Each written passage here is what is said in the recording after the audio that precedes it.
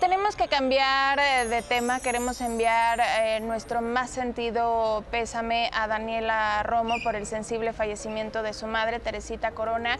Ella publicó justamente estas fotografías que estamos viendo en pantalla con un mensaje que dice: mamita, solo por ti viví, gracias por tu ser que es mi esencia, por tus ternuras y tus locuras, por tanto que no alcanzan las palabras. Honraré tu amor y tu ejemplo, honraré tu vida que es la mía, yo en ti siempre, tú siempre en mí. Gracias, gracias. Gracias, madre mía, mujer divina. Sembraste tanto amor en tantos corazones que ahora me están abrazando a mí. Qué orgullo que precisamente tú fueras mi madre. Te amo con todo lo que soy, te llevo siempre en mí. Abre tus fuertes alas y vuela con tu ritmo y alegría incomparables, que en ese cuerpecito ya no cabía un alma tan grande. De tu mano siempre he de seguir. Gracias a todos por tanto.